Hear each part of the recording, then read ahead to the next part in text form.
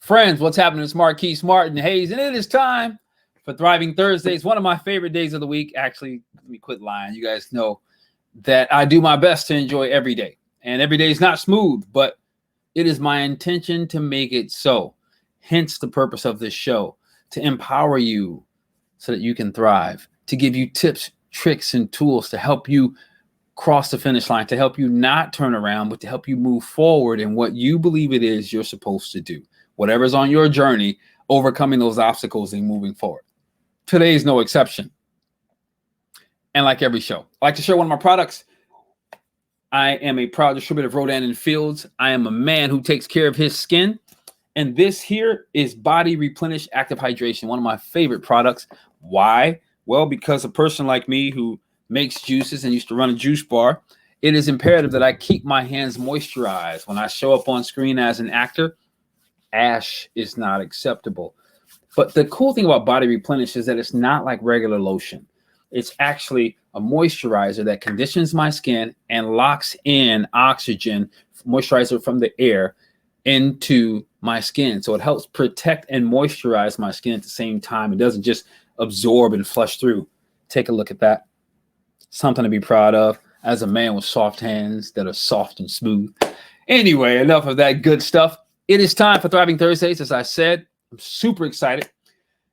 KhalidScott. Now, if you've ever heard the name, if you've heard about the legend, then you already know that you're in for a treat. This guy's like a big brother to me.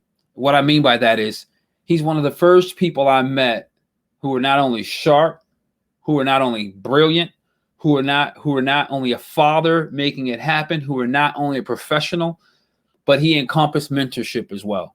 And he always extends his arms to me, to others, to the community as a voice of reason, as a voice of projection in terms of creating the future, as a voice of stick-to-itiveness, as a voice of single parenthood, as a voice of brokenness, but not quitting.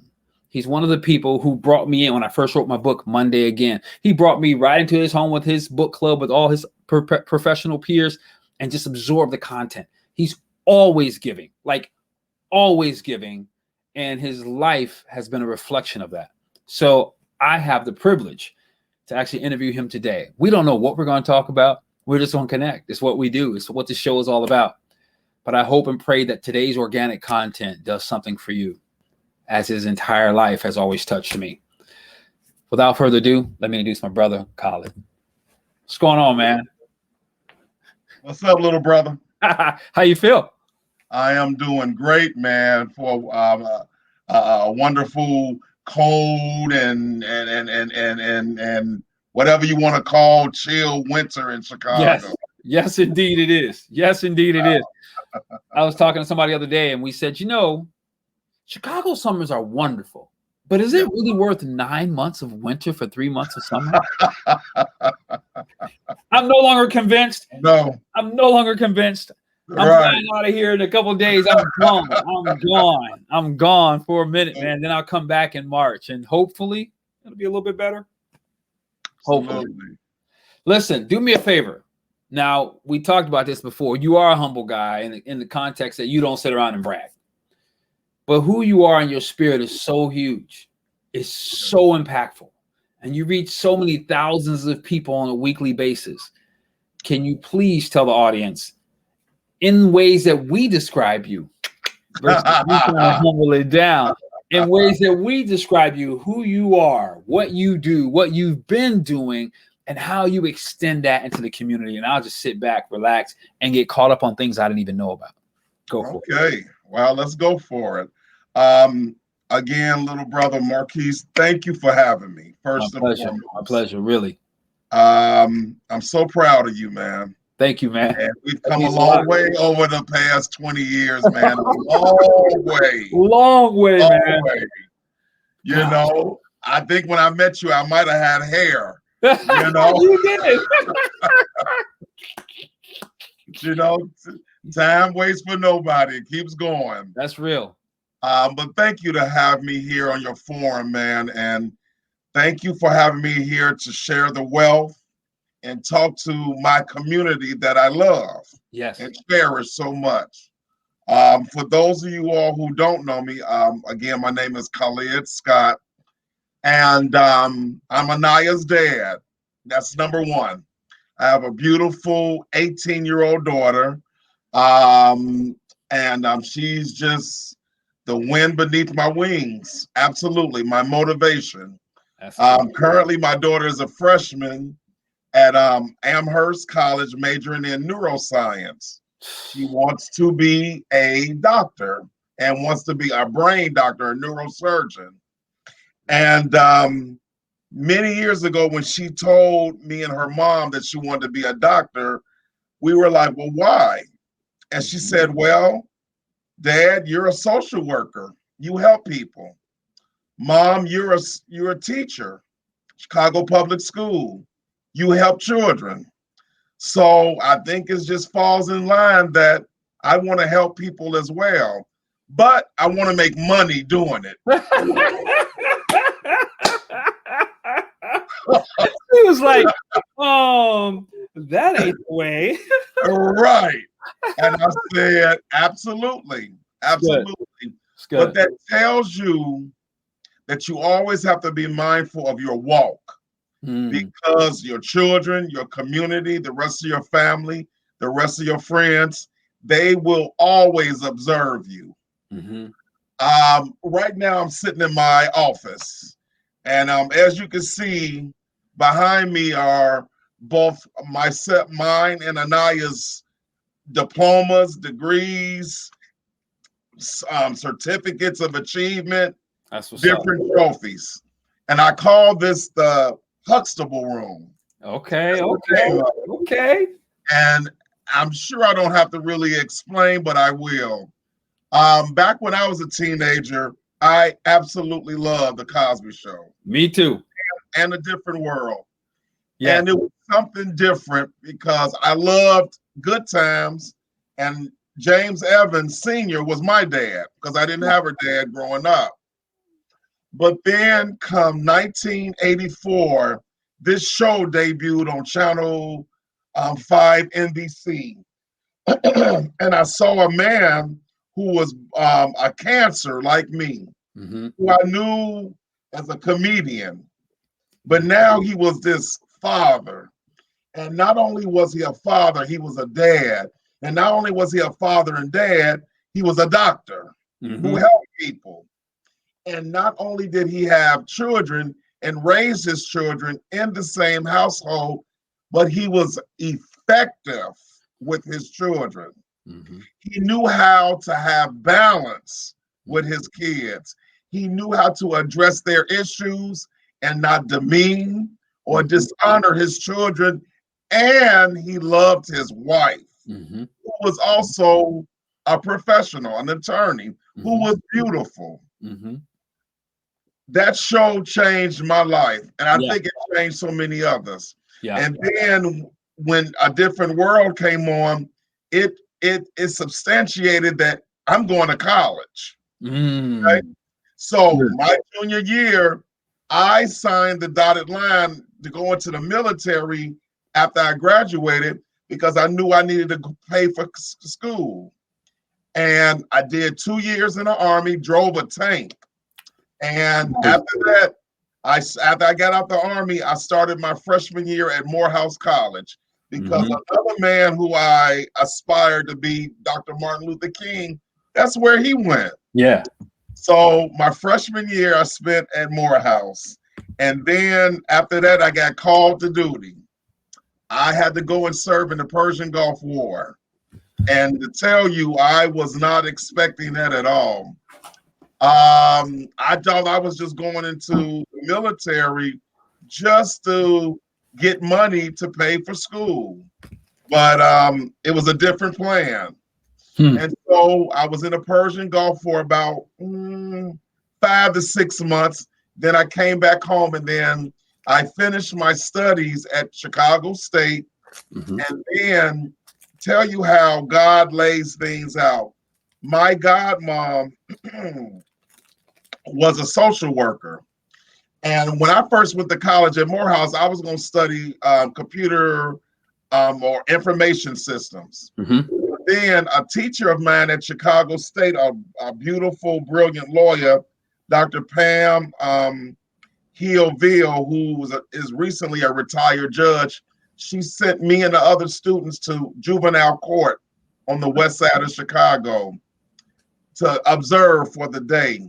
Yeah. And after I observed the court hearings for a whole day, I decided right then and there, God, you just told me that I need to be a social worker. Wow. So my sophomore year, I switched my major. I graduated, and when I graduated, I went to go and work for my godmom's agency that she was a director at. Okay, that was smart. He laid it out. He laid it out. While I was there, I knew I needed to go ahead and get my master's degree. Because if I'm going to do this, I got to do it right.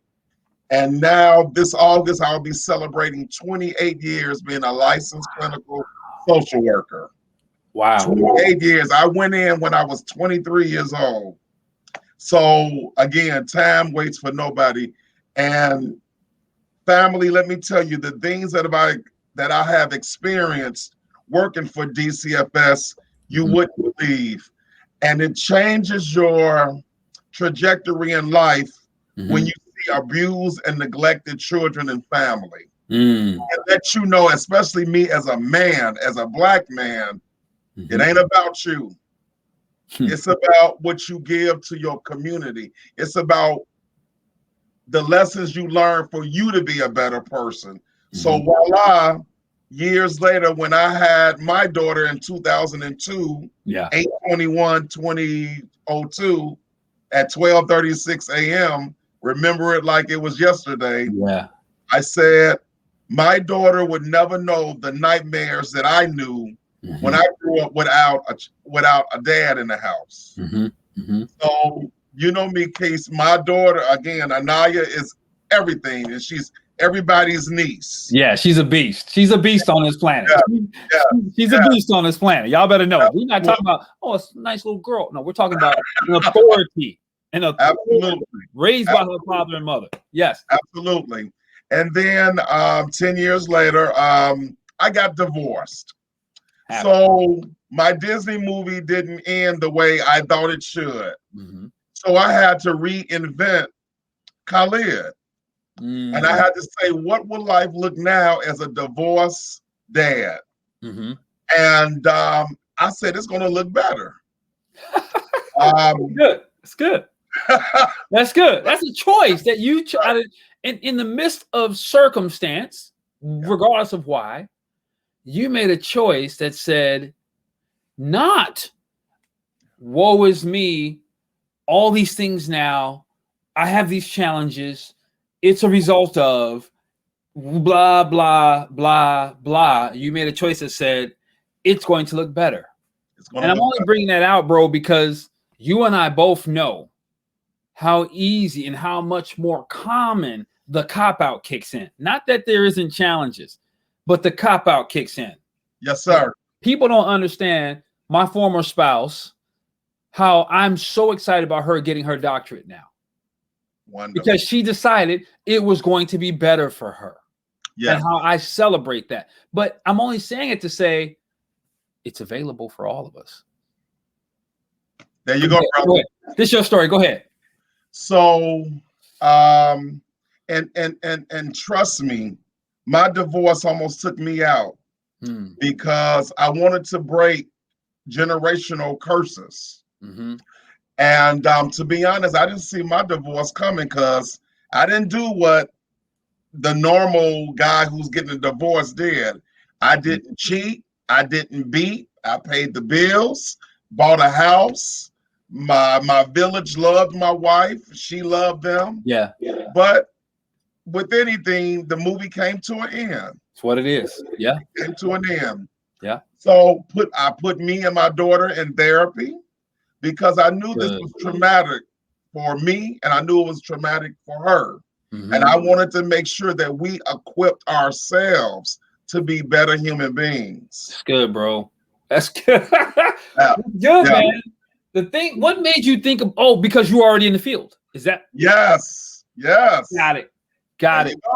When kids come from brokenness, they become broken. I wasn't going to have that for Anaya Kathleen Scott. I needed my baby to be whole. I needed her to be whole. Amen. Amen. She's already a Black woman in America. Yeah. And any deficits that can get in would tear her down, and not for mine. Well, I also made a big decision, which was very controversial. Okay. I decided, because my daughter was 10 years old when I got divorced. And I said that for the next 8 years, I would not be in a romantic relationship. I would date. Wow. Wait a minute. Right. Wow. All right. I would date. And see, people get that mixed up. So I went on dates, still dating. But my thing was, I was not going to be in a committed romantic relationship until my baby got grown and gone. And let me tell you why. One of our good friends, and I won't say his name, respect, he called me 6 months after I got divorced. And he said something very powerful to me, Peace. And let me tell you what he said. He said, Khalid, have you started to date yet? And I said, no, brother, absolutely not. I said, I'm going through the healing process, man. Come on, man. You being real about that. Absolutely. Yeah. But of course, people are not used to men doing that. Right. Right. When we signed the dotted line on the divorce papers, I already got a woman in place. Yeah. You know? So he was shocked. And so he said, well, let me give you some dating advice, because he's player from the Himalaya. Okay. He said, Khalid, when you get ready to date, understand you will be dating the women that I've destroyed.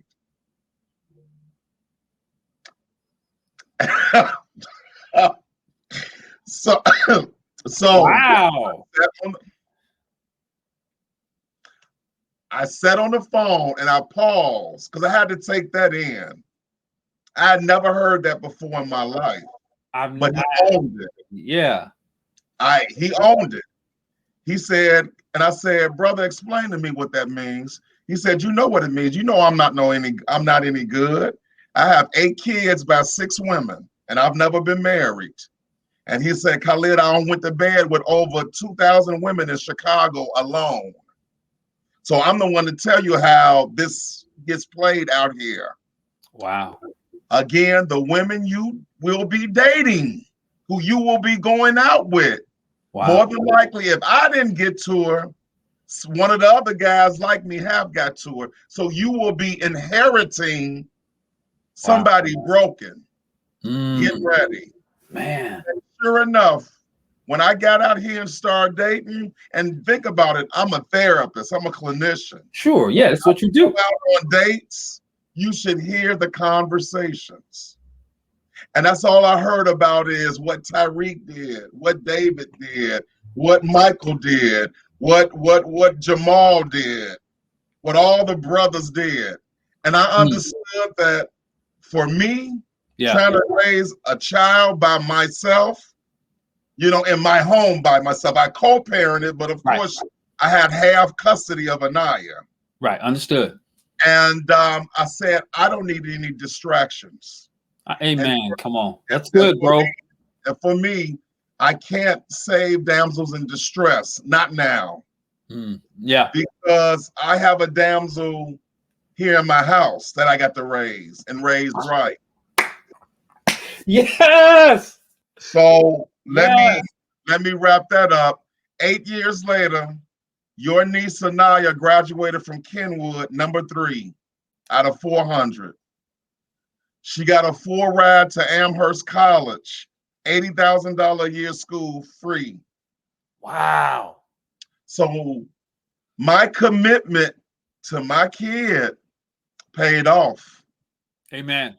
And no woman was going to be worth that. In fact, let me tell you. That's good. Right, when my daughter was about 15, it was a young lady who I was like, you know what, I might break the rules. And I remember my daughter was getting an award from the AKAs, and I'm an alpha. And she had an award ceremony. The young lady, and it was in the afternoon, And the young lady was like, well, my cousin is getting married. Won't you come to the wedding with me? And I'm like, well, I can't because my daughter is getting an award. Yeah. My sister soars. You know what I'm saying? Yeah. And she was like, well, Khalid, it's not like this is Anaya's first award. Can't you miss it? She don't know who Khalid is. Now look, if she would have said, Khalid, you'll miss the wedding, but maybe you can come to the reception later. Right. There you go. But she got upset because I said, I have to go to my baby's award ceremony. Because again, I grew up for 18 years not having a daddy in the audience when I got my trophies and when I got my certificates and when I got my accolades. And that's the worst feeling for a kid when you don't see your loved one in that audience cheering you on. I know firsthand, bro, and I don't play that. Okay. I don't even play that when it comes to my babies. I'm like, there have been, I mean, when I say rare exceptions, yes, pandemic type exceptions. Like for real, like no, like pandemic. And if I'm not there, I'm in deep conversation with my child. Like, hey, what's really on the up and up here? Because if you say, then that's what it's gonna be. Yes. But I need to know because I don't know what to actually do. Yeah, go ahead. This is about you. This is about you. So full circle, my daughter left for college in August, and I thought, man, my world was gonna be topsy-turvy. Mm-hmm. I cried on my way to the airport, leaving her in Massachusetts. But what happened was when we took her to school, me and my ex-wife, we couldn't go into her dorm room because of COVID. Right. They made us drop our kids off in the parking lot. And it was Anaya's 18th birthday. So here it is. I'm dropping my baby off on her 18th birthday in a parking lot. I can't go to the room and help her decorate and do all this and that. Wow. I didn't even, wow. But it's okay. It's okay. By the time I got to the airport, Keith, your niece sent me a video. She went upstairs to that room, unpacked, put up all her clothes, set up her computer, her laptop, her refrigerator, her microwave, made her bed. So when she sent me that video, I said, my job is done. Yeah. I raised a grown person. Yeah, a whole person. Because of the commitment. Now, full circle, I've opened up my own private practice now. Yeah. Opened up my private practice. That's what's up. Right. Now, and I'm doing marriage therapy. Marriage therapy. That's good. I'll tell you why. COVID has done something to relationships, especially married couples. And my thing is, not only am I going to help my married couples out, I'm going to get that $100 an hour. Right? Because somebody in college, they're still going to have stuff they need. Absolutely. Let me tell you, one of the husbands, because men are leery about counseling. Sure. Yeah. So I remember one of the husbands, I guess he called himself being cynical because he cheated on his wife. And she told him, in order for me to stay in the marriage, we have to do marriage therapy. Sure. And so he was like, well, I want a man therapist, a black male therapist. I don't want no woman. And I think that was on purpose because I think he thought a female therapist would probably side with his wife. Right. So he got me. So then in the first session, he was like, Mr. Scott, I don't see a wedding band. Are you married? I say, I'm divorced. Well, sir, how are you going to help me when you're divorced? And I said, I'm glad you had the foresight to ask me that question. So let me answer you why I'm the best to help you save your marriage. I said, sir, I'm 51 years old. I've dated, courted, lived with, been engaged, married, separated, divorced, and healed. Now, if you got a therapist who's only been married, he doesn't know these other parts. That's accurate. That's very accurate. That's very accurate. And my motivation is based on the pain I had from being somebody's divorced husband. I said, sir, you don't want to end up on the 30th floor of the Daily Center. And he was like, well, what's the 30th floor of the Daily Center? I said, that's Judge Maybelline's courtroom. Yeah. You don't want to end there. Let me help you and your wife make this better. Yeah, that's real. Absolutely. That's real talk. Full circle. I guess that's my message today. Yeah. And how we are in charge of our peace and our happiness. Come on, man. Break that down, therapist. What does it mean that we are in charge of our peace and our happiness? Because so many of us, our peace has been disrupted. And we can't be happy because our circumstances say what they say. Right. But you just said we're in charge of it. Yes. What does that mean to you? What do we need to take with that? It's going inside that full body mirror, stripping yourself down and looking at every scar, every wound, every flawed area, and saying, I'm okay. Yeah. Would I like to have Keisha's six-pack? Yes, I would.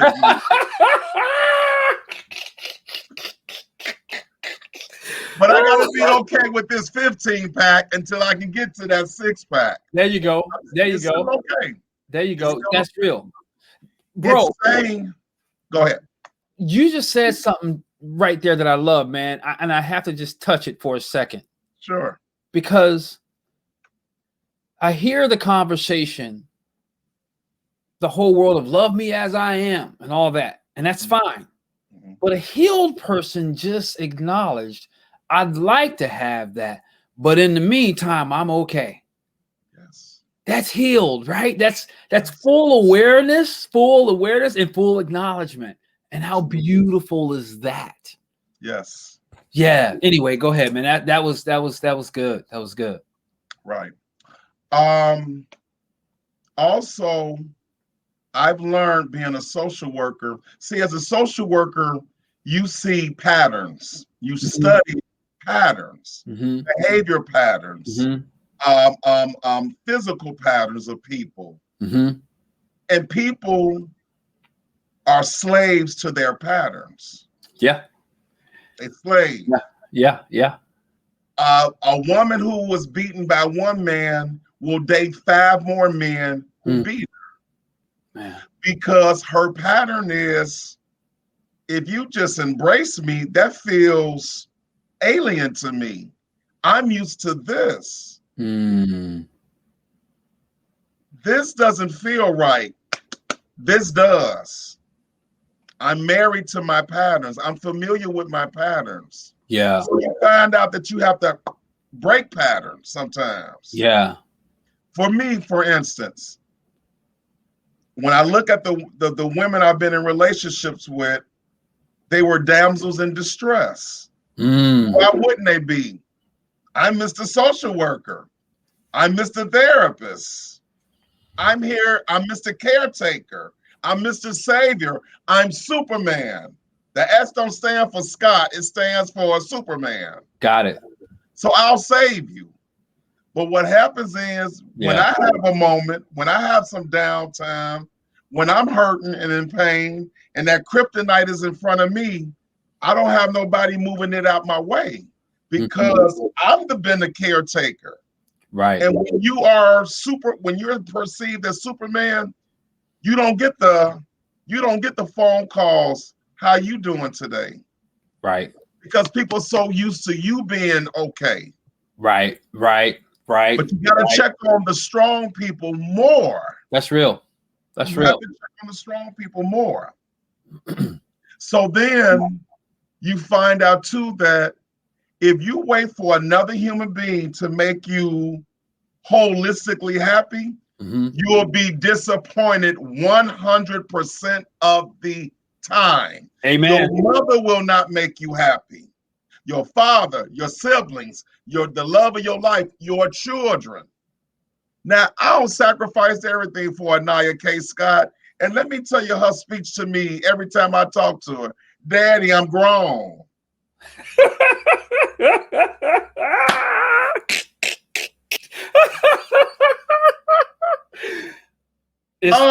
Yeah.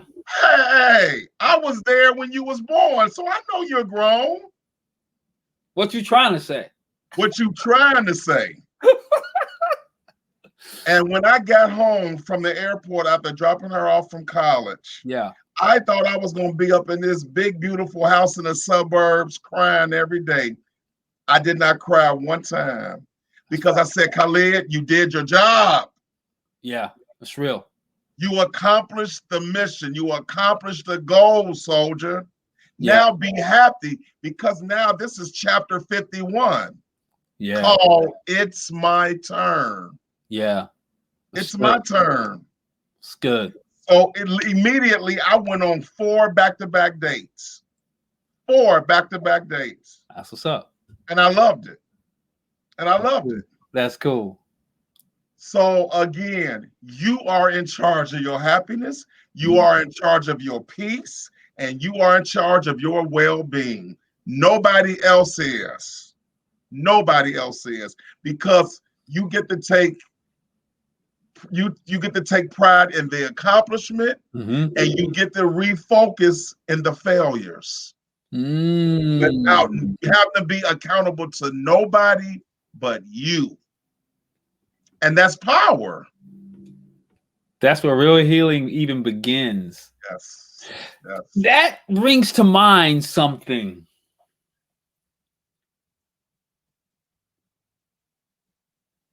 It's a lot.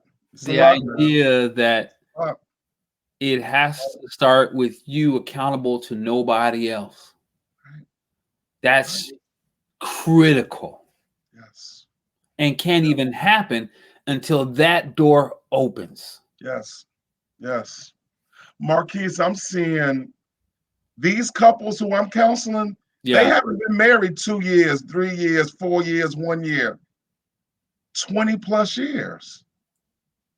The first, I tell my couples all the time, it's critical when you need a stranger to come in your home to tell you two how to love each other. Yep. That is like huge. That a stranger has to come in for you to trust the stranger more than your partner. God, to help you think about healing. Jesus, bro, that I've never heard specifically, but I've thought about in context before. That if it takes the outside to come in. I was going through my divorce. That was the first awakening. I was like, wait a minute. You mean to tell me that in this process, I'm going to have somebody who don't give a damn about me and mine tell me when I can see my kids? Oh, whoa, wait, what? Yes. Because why do you, I have my own conclusions. Doctor, therapist, why do you think that's so? Because we get stale. We get complacent. Man, we get stale. Jesus. And we're thinking it's somewhere else and we get stale and don't even know it. We get stale. I had a couple. Wow. They've been married, didn't have any kids between them. He got with an ex-girlfriend from college and they had a baby. And the wife decided that she was going to go ahead and file for divorce because come to find out in sessions, he had cheated on her before. Got it. And the wife called me and she said, Mr. Scott, I'm a fool. I said, no, you're not. You're brave. You're brave because your husband put himself first. Now it's time to put yourself first. Yeah. And even if you decided to change your mind and stay with him. Sure. Yeah. As long as you're happy with that decision. Yes. You're still choosing you first. Yes. Because as a therapist, you have to stay neutral. Right. And right. You always have to make sure the client knows you're answering your own questions. You filter them through me, but you're the answer. You're the best resource for you, not me. So I just help you navigate. I help you navigate. It's good. And it works. And it works. If our self-esteems were so high, half the things that we're going through, if you really think about it, wouldn't be going through. Okay. But, hold on, because that opens a can of worms I've been trying to get with people on. We talk about how we love ourselves and how our self-esteem is so high, but you just gave us a truth and not a nugget, but a freaking gold mine. Yeah. That really looks a lot deeper at what's actually happening, because I've at this point in my life, it's easier to see. I love me, woo, woo, woo. And it's like, no, you don't. You don't even have a clue. It's this outward, like, bravado, empty shell. Correct. Go ahead. Marquise, you know how I feel. Can you imagine how it feels for me? I go on Facebook and I see my married friends and they're celebrating their 20th anniversary. But I'm friends with the husband. Yeah.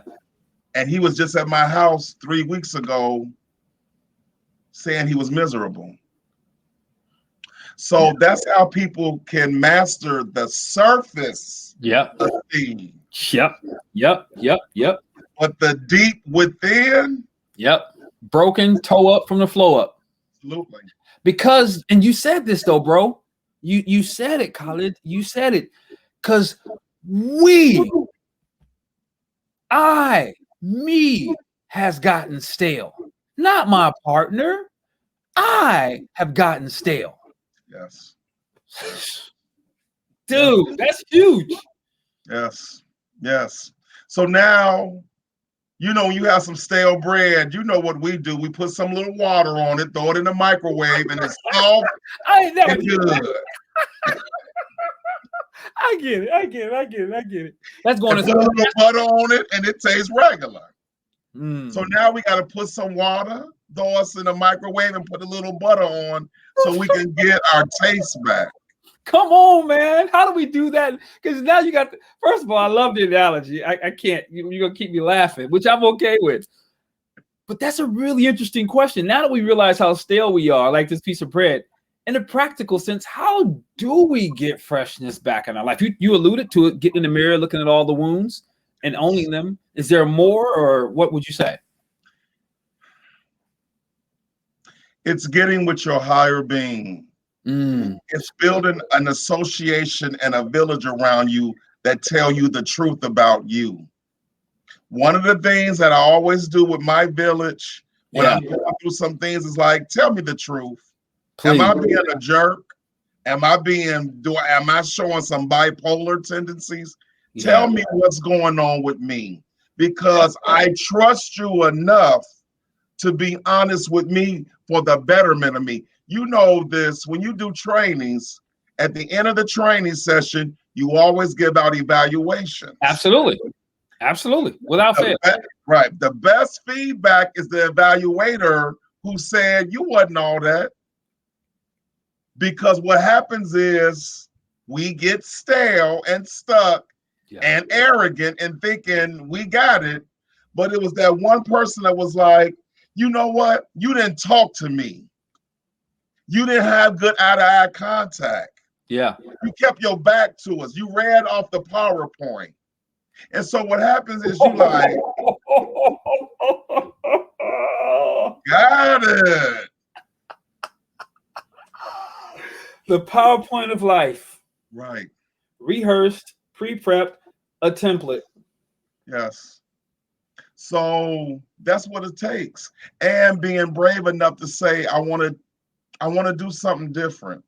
Yeah. Though I love being with beautiful Black women who are sometimes broken, I can't handle that no more. Because I'm trying to get to the healthy space. I need healthy at my table now. That's real. I need healthy at my table because I'm 51. I'm not going backwards. I'm going forward. Yeah. Yeah. And I need healthiness now. That's need real. healthy. So like when I got divorced and I put me and my daughter in individual and family counseling, what that told me was, Khalid, do the hard work now. Yes. Play later. Yes. Yes. Do the hard work now, everybody, and then you can play later. It's good, man. Absolutely. Ah. It's a lot, man. It's a lot. It's a lot. And understand this, African American people, we already have extra baggage we're carrying. Mm-hmm. And then you add on our own personal stuff. That's why we walk around with our head down. I remember seeing that video with that basketball player, his friend, I guess, missed a shot. And as they were walking, he tilted his head up. I remember that. Yes, I do. Yes, I do remember that. I remember that. I loved it. I loved it. That was everything. I remember that. I don't remember who it was right now, but I know what you're talking about. Right. Marquise, hold my head up if you see me walking like this. I got you, bro. That's real. Grab my chin and say, come on, Khalid. You can't wear a crown. It's going to fall if you keep wearing your head down. It's good. And that's what we have to do for each other. Yeah. And you just said something too, bro. If we're not real with people, they don't even know when our head's down. I mean, they know, but you know, those that can help us, we won't let them because we pretending like it's up there instead of no, it's really not. And I'm jacked and I need help. Yes. The wonderful thing, let me tell you this. I have more men calling me now asking for therapy. That's cool, man. The first time in 28 years, Black men are calling saying, I need a therapist. That's cool. I need a therapist. You know times are hard when Black men are picking up phone, going on the internet, pulling my site up, and like, Dr. Scott, I need you. Yeah. That's huge, man. That's huge. That's real. Huge. That's real talk. It's huge. And as you have communicated, this isn't the only platform. Right. I look forward to more men calling, saying, I need help in the arena of being the father. Yes. And finding the balance. Yes. Because it's really easy for women because it's more talked about. Excuse me, that was a misstatement. It is not easy for women. It's more common because they communicate about it. Correct. We pretend. Correct. We pretend. Correct. Yeah, bro, it's all good. You know, one here, one there. Stuff that's all garbage. Listen, I know that if I'm looking and seeking, I already know it means I'm broken somewhere because I don't need a bunch of women. I'm not cut like that. But if I see me looking like, then I'm like, what's going on for real? Come on. What's going on inside? And I have to get real with myself. Like, what's really going on? Where are you feeling insecure? Where are you afraid right now? Where are you not measuring up with what you believe you're supposed to be in this life? That's right. That I know those are I know that's when I'm slipping. With me, not on anyone else, just with me. Yes. My own well-being, right? Yes. That's good, man. That's really good.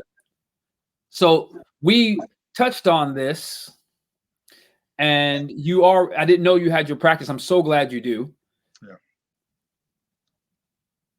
You already do a lot of social things. Yes. For emailing, talks. People can find you, and we're going to make sure you are able to share that with people. But Doc, You willing to do a clubhouse like once a week, maybe? Sure, man. The reason why, bro, is because as I'm listening to you and I think about all the brokenness, because a lot of it I blame on society, not like it's society's fault, because we are society, right? We only maintain the society in which we live. It wouldn't exist without us. Right. But there's so much pretentiousness. There's so much fake news, if it were, about who we are, because as Americans, and I know people don't like me saying, I really don't care. We're so used to blaming somebody else. Taking personal responsibility is just not something we're very good at as a culture. And we can't heal unless we start there. You already brought it out. And so in a clubhouse space, in fact, I've been invited to a space, homegirl, I don't know if I can even say that out loud yet, that I might be able to work on their platform. And I'd love to have you, man. And I don't know, we'll just create a space of connection, a space of real talk, a space where people can heal, or at least begin to see the mirror and then make their own choices. That's right. Just something that's just stewing. You're just so incredible, bro. And I believe more men will obviously it's cool now, or it's not even that it's cool now. We were afraid going back to society. Mm-hmm. It's obviously more acceptable now, but there's so much more work for you and so many other Black male counselors and therapists in the country that needs to be done. And while the gate is open, we got to run through it. Right. That's right. And this can't be a fad. It has to be continuous. Gosh, no. It's got to be continuous. I think it's just like when Kobe died with his daughter, and the hashtag was girl dad. Yeah, man. And I remember women were getting on there saying, I hope this continues and continues. And within a month, it stopped. Somebody like me, I'm a girl dad. Yeah. You know what I'm saying? Yeah. Whatever. Yeah. But it was a wonderful premise, and I wish it could continue. Yeah. We got it. When positive things start coming up and coming out, we have to continue. We have to build upon the momentum, man. Yeah. But that's how we're going to be better. And you know what's interesting, Doc? The fact that you're getting phone calls is part of the continuation. Absolutely. It's part of the continuation, because it sometimes it's those catalysts. It's those catalysts that ignite the seed. And then often, in many instances, sometimes people are starting off the screen down here. We just don't know it because we've been fronting for so long. Right. Right. That's right. To come into view, which is where the conversation is, we're so far removed from the conversation because we just had it in our own head, not our own circles, because it's not talked about in our circles, until people like you rise up. Yeah. Until the stories of Kobe rise up. I was a huge Kobe fan, but I had no idea, right? Until after his death, I was like, wait, what? And that, and oh my God. Like, I was apologizing maybe on my Monday Moment show the other day. If it wasn't there, it was somewhere else. I was like, I regret. I was on a men's call a couple of days ago.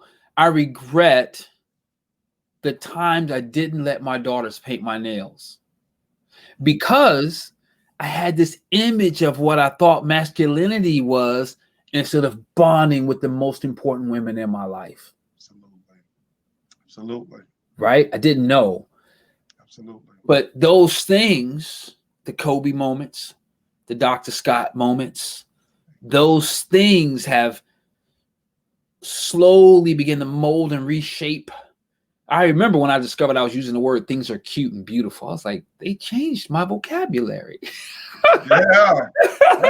But it was for the good. It was for the good. And it helped me begin to reshape who I thought I was, or to be, or become. And what you're doing, once again, like, thanks, once man. again, because I here's what I do know. I'm gonna hit it and quit it.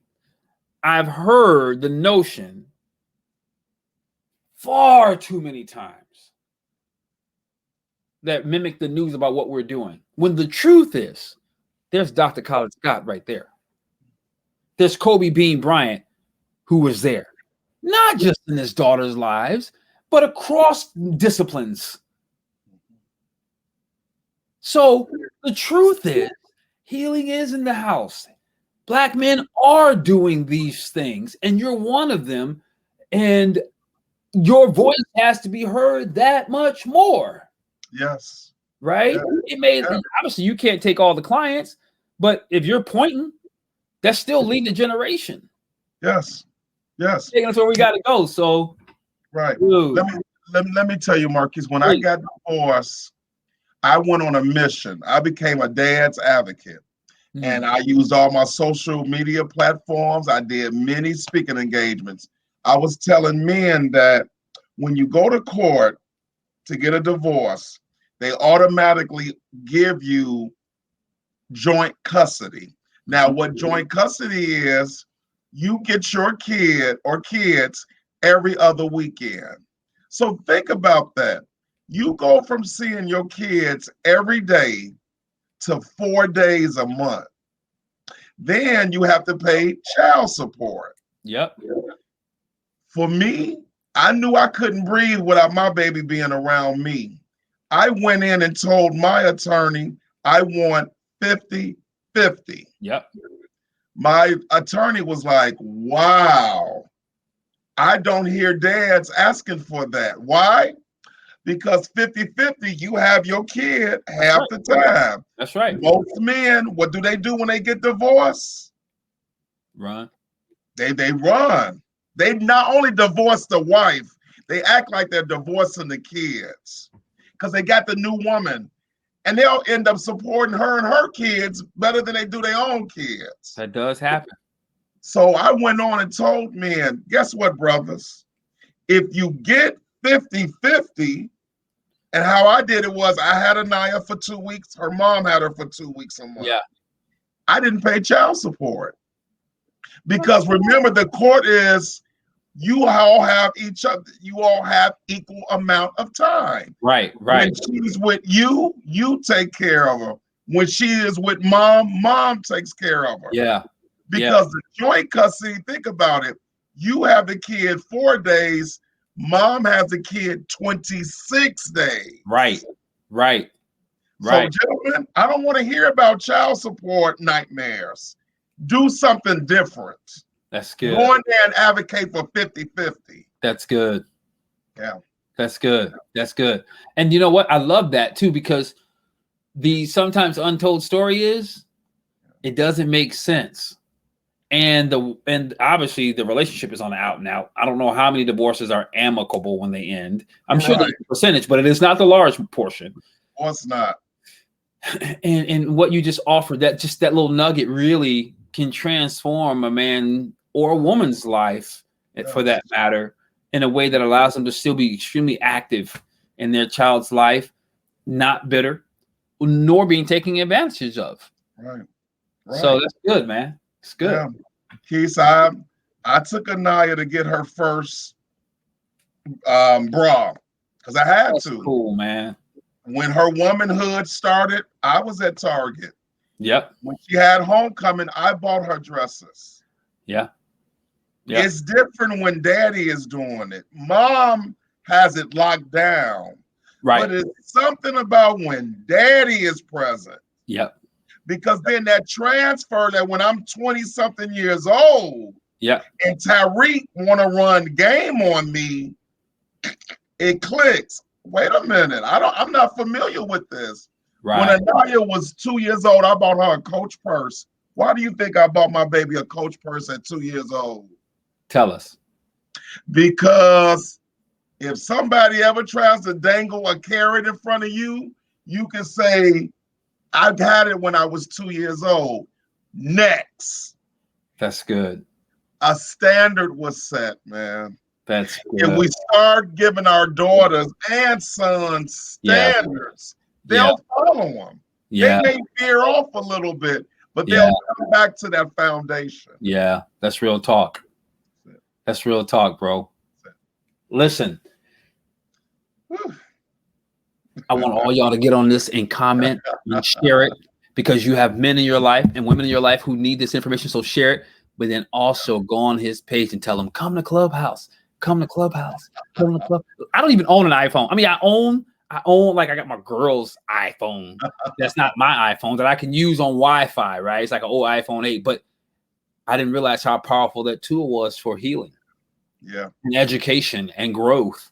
So yeah, man, I am really honored you were with us today, bro.